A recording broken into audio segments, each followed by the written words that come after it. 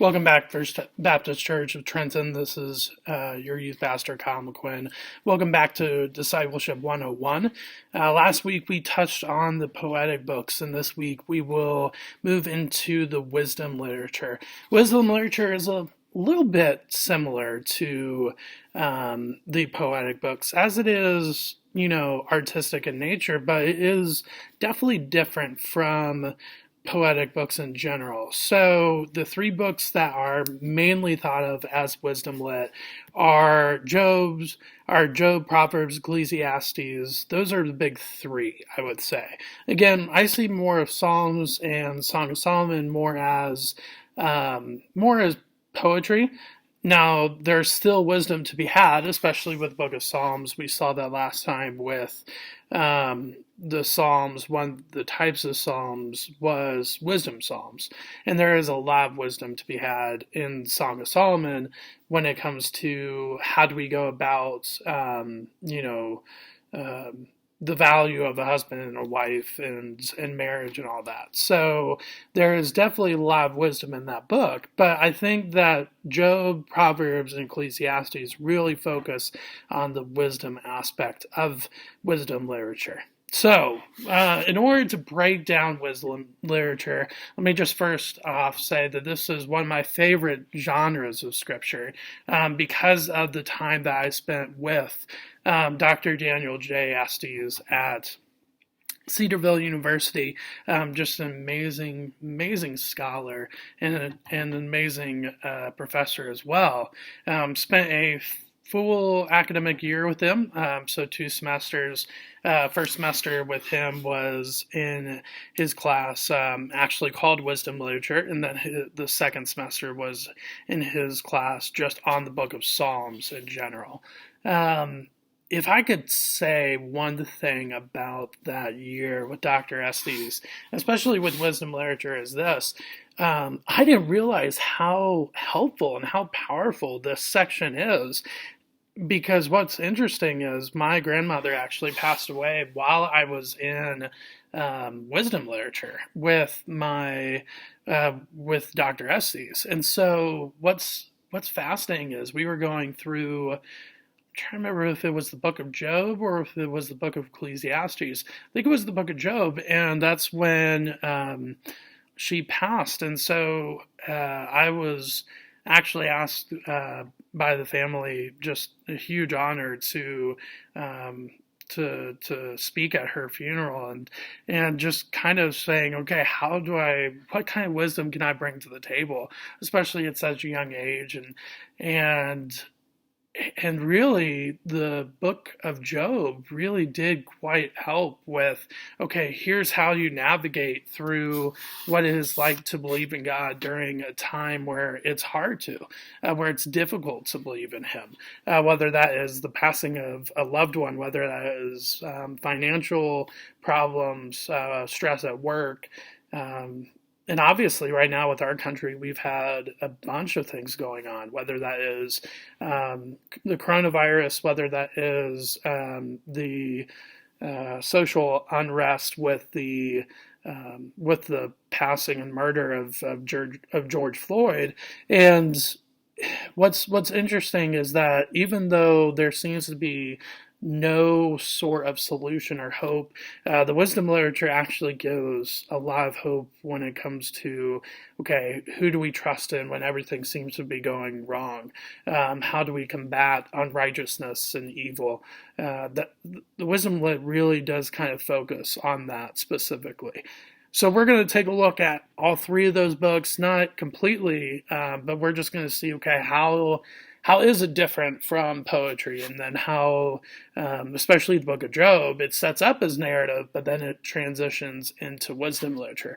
So we'll look at that as also, and then I will spend a little bit of time just talking about the book of Ecclesiastes, one of my favorite Old Testament books. And that may sound really weird, but I think there's great, obviously, wisdom, but there's a lot of encouragement to be taken from that book, which sounds weird because at first, it's a very negative connotation, very negative sounding book. Like, oh, this is bad and this is worthless and all this and all that. But really, there's actually a lot to be had in that book. So we'll get to that in just a second. So first things first, wisdom literature. What is it, and why should it be important to you and I as believers? So wisdom literature is a genre that is focused on mainly the I wouldn't say fight, but but I think conflict between the righteous and the unrighteous. You have in the book of Proverbs, you're always talking about the wise person does this, but then the fool does this, or the fool does this, but the wise person does this. There's this contrast that is very much there. And that is very much seen, not just in the book of Proverbs, but in the book of Ecclesiastes as well. Again, I'm not saying that the book of Psalms doesn't have this. It very much does. But the book of Psalms then goes into more artistic forms like praise psalms or imprecatory psalms or enthronement psalms or penitential psalms. Whereas wisdom really keeps focused on this contrast between righteousness and unrighteousness, this fight between good and evil. It really does keep focus on that. And that's kind of what separates it from poetry. Now, that doesn't mean that there isn't poetry found in there. There's definitely poetry found in the book of Proverbs, especially with iambic pentameter, ABBA formats, all that. So it's not like poetry is not found, but there is a very distinct genre when it comes to Job, Proverbs, and Ecclesiastes. And I think that's wisdom literature. So how does it help you and I? It really does kind of give us a manual of, okay, obviously, when we're saying the word righteous, we can kind of put us as followers of Jesus in that spot. And then those who aren't following Jesus can be in the other spot. Now, I'm not saying at all that unbelievers then are doomed to never turn around. That's the great part of the gospel, is that no matter what you do, Jesus will continue to pursue you and to strive after you. But you do see a difference between wisdom and folly in this book of Proverbs. In the book of Job, it's mainly this conversation between Job and his friends and Job and God about what's going on with his life. So for that purpose, that also gives us kind of a manual of what it is, like. There's really some counseling tips in there as well. You know, how to be a good, godly counselor, and then some tips on what not to do as well, right? So we'll start off with the book of Job and then go to the book of Proverbs and with the book of Ecclesiastes. In the book of Job, some of you may know the story. Job starts out this very high-end, almost upper class gentleman. He has everything. He has children. He has land. He has livestock. He has servants. I mean, he's got everything. Like, there's nothing that he really doesn't have. And he's really well known throughout the area. He has a lot of respect. And then all of a sudden, it seems to crumble down when he loses his livestock or his way of income. He loses his servants or basically his hired workers. And so he has nobody to work the land. And then most importantly, he loses his children, which basically means that he no longer has a legacy. He no longer has an inheritance passed down because there's nobody to pass it down to. Everything is stripped away from him. And yet you and I are given this glimpse into heaven in Job chapter 1, verses 6 through 12. And then Job chapter 2, verses 1 through verses 1 through 6 of where Satan and God have this conversation, and basically Satan says, well, Job has everything. Of course he'll praise you.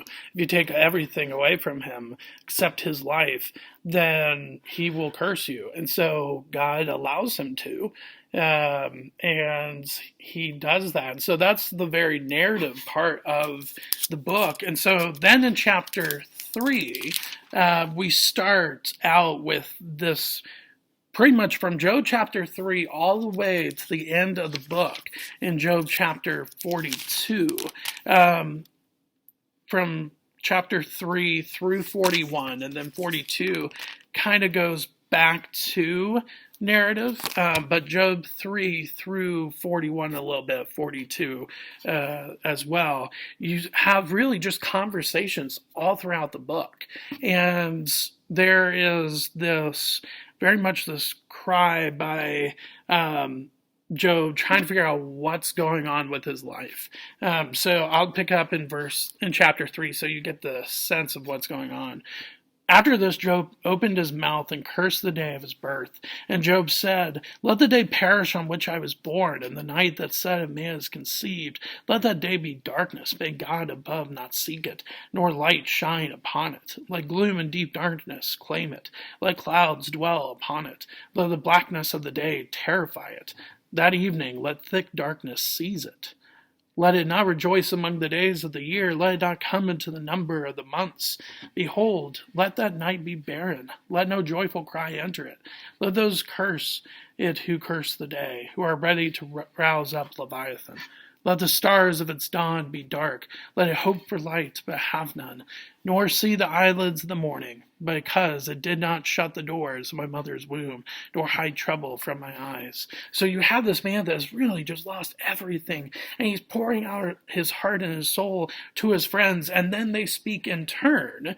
And at first it seems like it might be helpful, but it's not. And so you have this dialogue between the friends and between Job.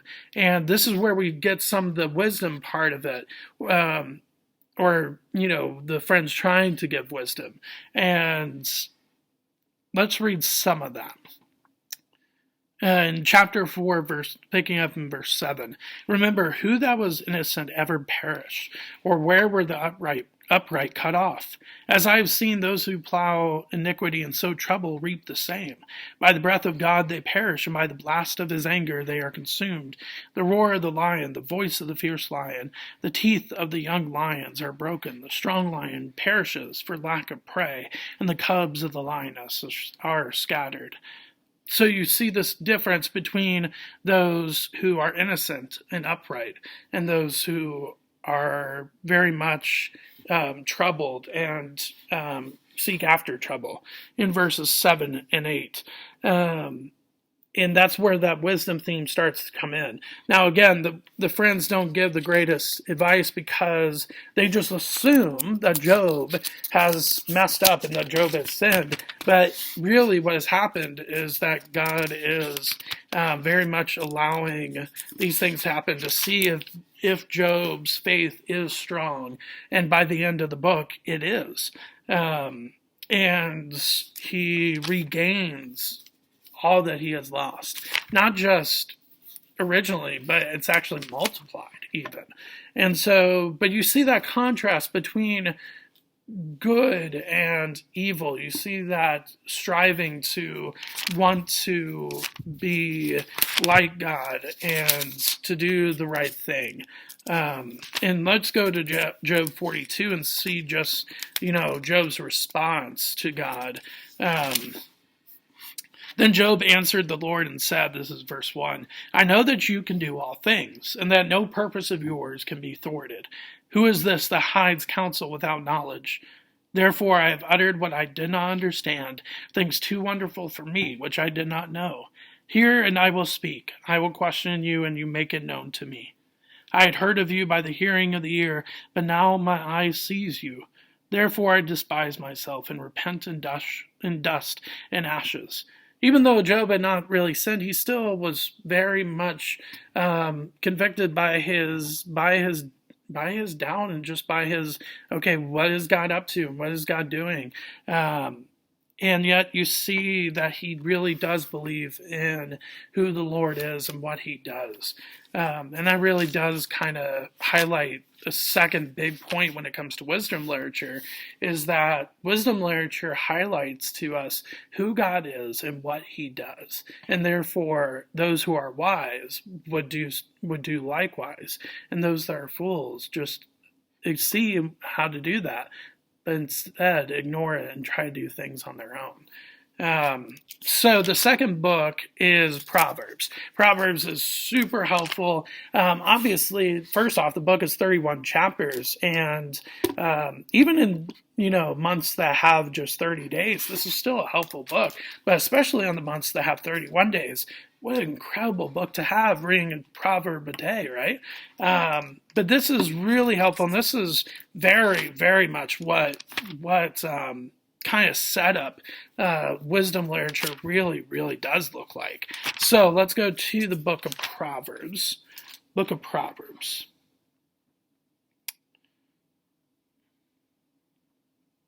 All right, so we will pick up in verse 8 of chapter 1.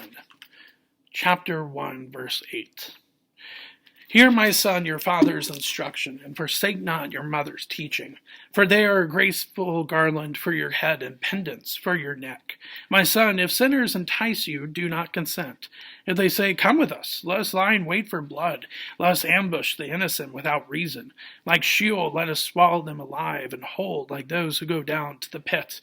We shall find all precious goods, we shall fill our houses with plunder. Throw in your lot among us. We will all have one purse. My son, don't walk in the way with them. Hold back your foot from their paths. For their feet run to evil, and they make haste to shed blood. For in vain is a net spread in the sight of any bird. But these men lie in wait for their own blood. They set ambush for their own lives. Such are the ways of everybody who is greedy for unjust gain. It takes away the life of its possessors. Interesting to see that contrast again of just what the contrast between righteousness and unrighteousness, those who fear God and those who don't, and that really does go throughout the rest of the book.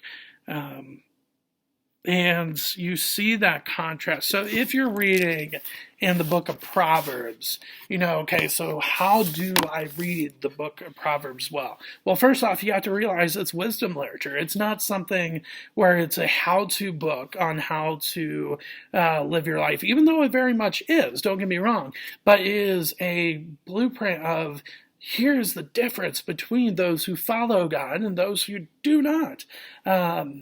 It's not necessarily like, okay, here are the 7 steps to Christian living. Like, now granted, you see some great stuff in this book, and that's why it's such an incredible book and really helpful. But wisdom literature is very much a kind of broad canvas artwork of here is the difference between those who follow after God and those who do not. And it paints before you and I, obviously, the rewards of what it means to follow after Jesus, but it also paints for you and I the urgency that we should have as believers in Christ to strive and to pursue after those that do not. Because in their mind, as these people here in chapter 1 of Proverbs that we just read about, they think they're doing everything correctly. But that's because they're living in their own heart, in their own mind. At the end of the book of Judges, and your students here, we went through the book of Judges in a period of 6 months. At the end of the book of Judges, in Judges chapter 21, we see that the country of Israel, the cycle has stopped, but sadly it stopped for a wrong reason. One, there was no king in Israel. There was no authority figure that could bring them wisdom and bring them right understanding of what it means to live in a godly manner. But also, the second thing was that they were living in a manner that was right in their own eyes. They did everything that they did was because they thought it was just right.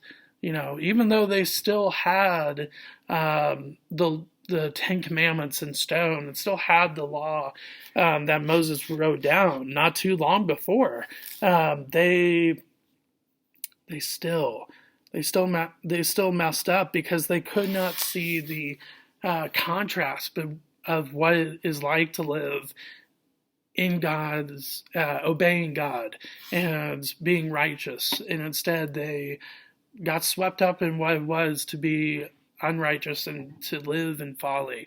And that is where the wisdom is so precious and so important. Now, am I saying that the wisdom lit, therefore, is the way we get to heaven?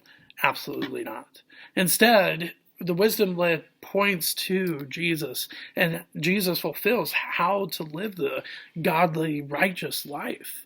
And therefore, instead of, trying to do all these wisdom lit sayings on our own, we are following after a God who already did all that for us, and most importantly, then died for us, giving us the chance to spend eternity with Him. Now, that doesn't mean that the wisdom lit can't be helpful. It can still give us really helpful advice on what it means to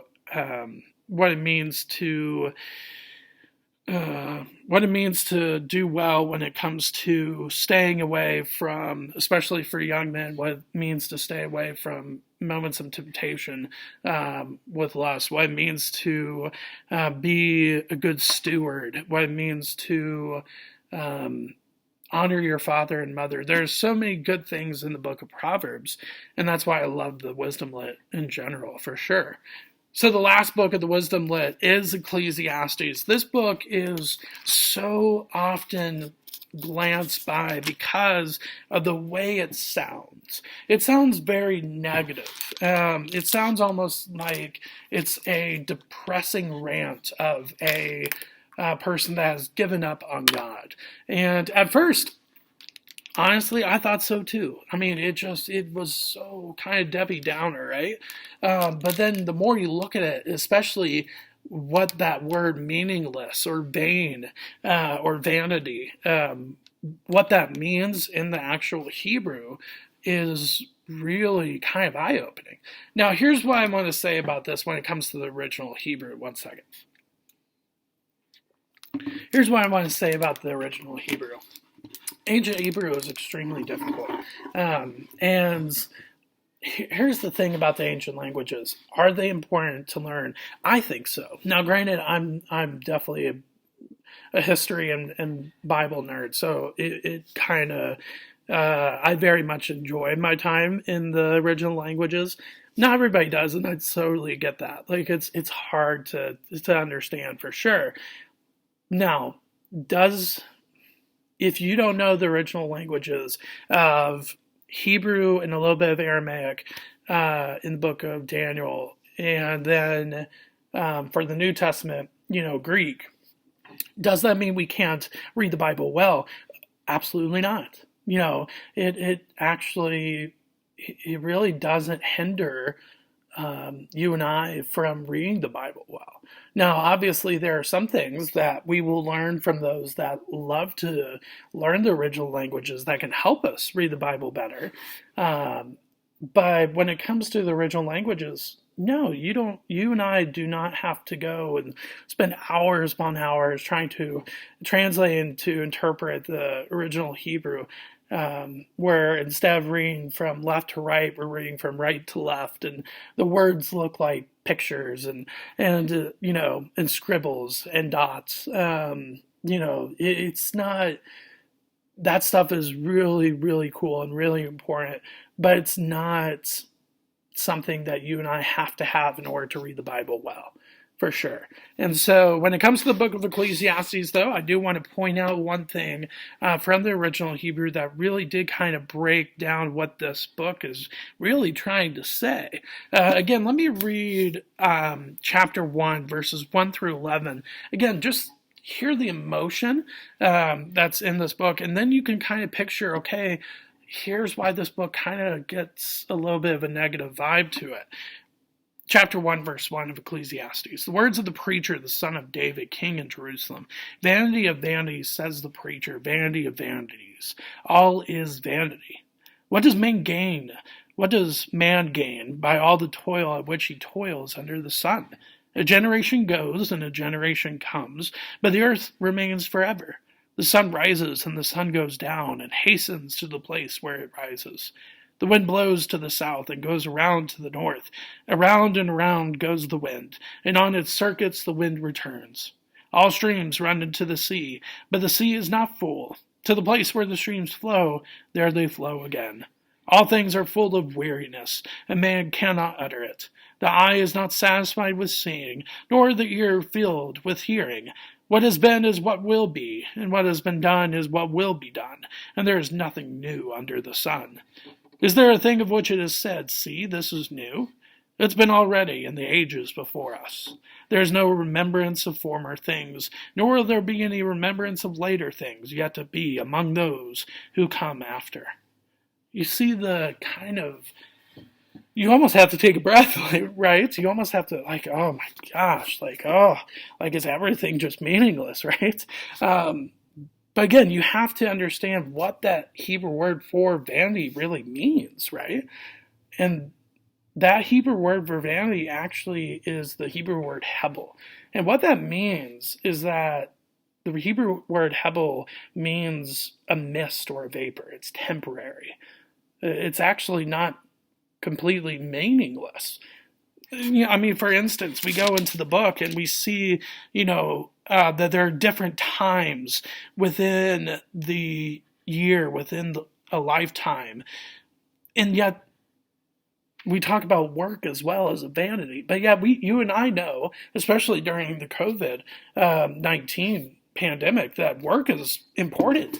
Not only does it put food on our table, but it gives us a purpose. And so we know that work or toil is not vanity. It's not pointless, but it is temporary. And that's the point of Ecclesiastes. Yes, that there are these things that you and I can put so much emphasis on that we make it almost like God, whereas it's temporary, but yet there are more eternal things. So with that in mind, we will go to chapter 12 and end the book with this. Ecclesiastes chapter 12, starting in verse 9. Besides being wise, the preacher also taught the people knowledge, weighing and studying and arranging many proverbs with great care. The preacher sought to find words of delight, and uprightly he wrote words of truth. The words of the wise are like goads, and like nails firmly fixed are the collected sayings. They are given by one shepherd. My son, beware of anything beyond these. In making many books there is no end, and much study is a weariness of the flesh. But here's the end of the matter. All has been heard. Fear God and keep his commandments, for this is the whole duty of man. For God will bring every deed into judgment with every secret thing, whether good or evil. So even though things that we may value and we may do are temporary, there's something incredibly eternal at the end of the day, and that's following after God, doing the things that he deems as righteous and as helpful. And that's the point of wisdom literature, is it not? That we don't just focus on trying to be wise or trying to be good, but that we try to strive to be more and more like God. And for us as believers in Jesus, we strive to be more and more like Jesus Christ himself. So the wisdom literature, what is it? It is an incredibly helpful book that allows us to see the contrast between good and evil, righteousness and unrighteousness. It also gives us a look at what is God like and what does he do? And then finally, it does give us this opportunity to see that the things that we do on this earth are temporary, but yet there is something that is eternal, and that is our relationship with God and doing the things that brings him glory. Now, last but not least, resources. There's really only just one for wisdom literature. I mentioned it last week because it talks on the book of Psalms. This is the best book on the wisdom literature, in my opinion, that I've read and that I own. The handbook on the wisdom books and the Psalms by Daniel J. Estes is one incredible piece of work. This is just an incredible look at each book individually, but also gives you a look into wisdom literature as a whole in general. And so with that, guys, I will see you next Monday. We are actually going to go back a little bit. We're going to look at the books of the law. But I wanted to go with poetry first because it is a little bit more difficult to read and to understand.